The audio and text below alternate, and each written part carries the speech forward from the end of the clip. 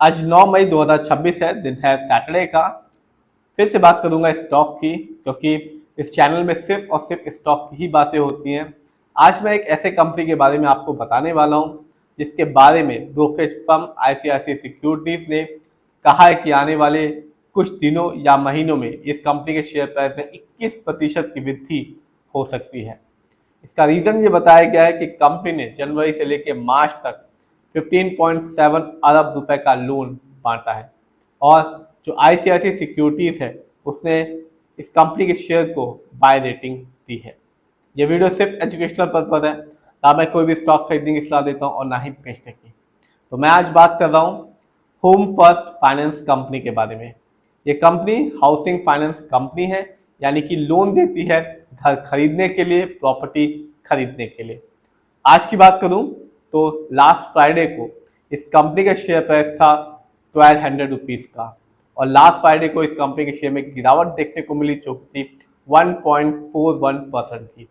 ये तो बात रही एक दिन की।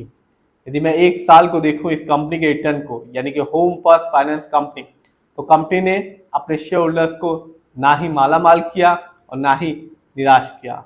इस कंपनी ने सिर्फ एक साल में, जब मार्केट डाउन था, 2.15% का रिटर्न निकाल के दिया।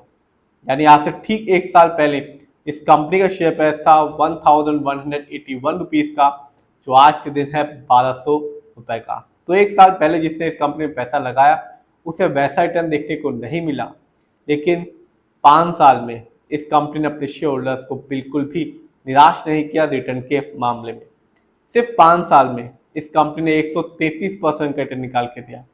यानी आज से ठीक 5 साल पहले इस कंपनी का शेयर प्राइस था 531 रुपीज का, जो आज के दिन चढ़कर हो चुका है 1200 रुपए का। तो ऐसा ही होता है, आपको 5 साल, 10 साल, 15 साल देने होंगे, तभी जो अच्छी कंपनियां होती हैं वो अपने शेयर होल्डर्स को एक अच्छा खासा रिटर्न देती हैं, और ऐसा ही इस कंपनी ने भी करके दिखाया।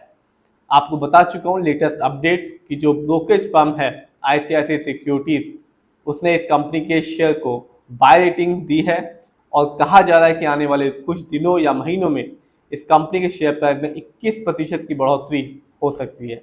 इसका रीजन ये है कि कंपनी ने जनवरी से लेकर मार्च क्वार्टर में 15.7 अरब रुपए लोन के तौर पे बांटे हैं। जानते हैं इस कंपनी के स्टॉक के परफॉर्मेंस को। तो एक साल में इस कंपनी का जो हाईएस्ट शेयर प्राइस गया वो गया 1519 रुपीज का, जबकि एक साल में इस कंपनी का लोएस्ट शेयर प्राइस आया 893 रुपीज 70 पैसे। इवेंट्स में नजर डालूं तो कंपनी ने इस साल तो नहीं, लेकिन पिछले साल इस कंपनी ने अपने शेयर होल्डर्स को डिविडेंड दिया था, हर एक शेयर के बदले में 3.70 रुपए का। तो जिसके पास भी इस कंपनी के शेयर की एक अच्छी क्वांटिटी रही होगी, उसे एक अच्छा डिविडेंड का अमाउंट देखने को मिला होगा। जानते हैं इस कंपनी के फंडामेंटल्स को। तो जो कंपनी का मार्केट कैप है वो है 12,519 करोड़ का। ये कंपनी मिड कैप की है, क्योंकि मार्केट कैप 5,000 करोड़ के ऊपर का और 20,000 करोड़ के नीचे का। पीबी रेशियो 2.87 है। शेयर मार्केट में एक अच्छा पीबी रेशियो कहलाता है 1 या तो बिलो 3। इंडस्ट्री भी 24.71 है। शेयर मार्केट में एक अच्छा इंडस्ट्री भी कहलाता है 20 से लेकर 25 के बीच में। ये बताता है कि जो कंपनी का स्टॉक है मार्केट में कैसा परफॉर्म कर रहा है, क्या वो बहुत महंगा तो नहीं है, क्या वो बहुत सस्ता तो नहीं है। डेप्ट टू इक्विटी 2.43 है, थोड़ा बहुत इस कंपनी पे लोन कर्ज है।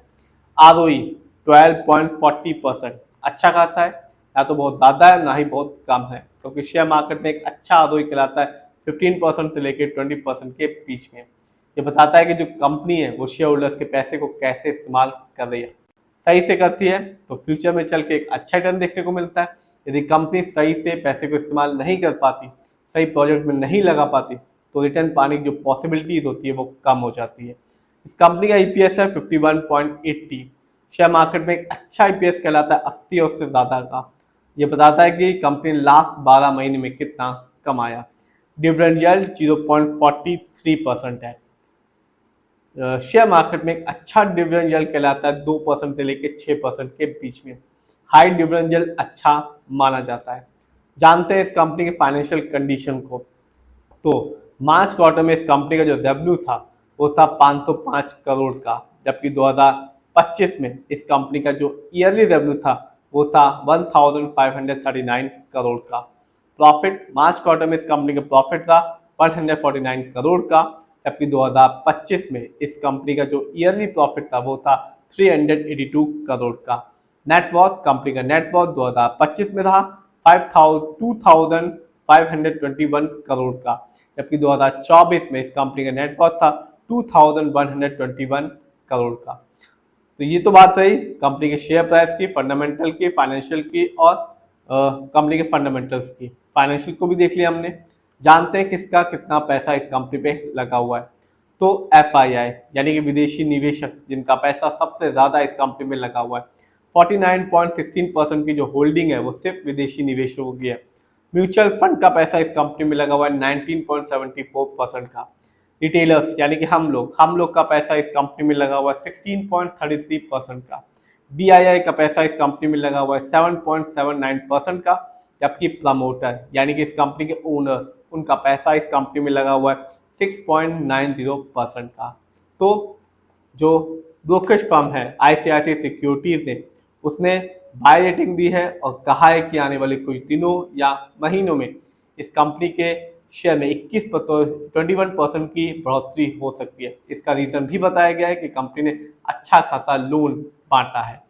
फिर भी आप जिसमें भी पैसा लगाएं, खुद रिसर्च करें, एनालाइज करें, अपने फाइनेंशियल एडवाइजर की राय लें, तभी अपने पैसे को शेयर मार्केट में लगाएं।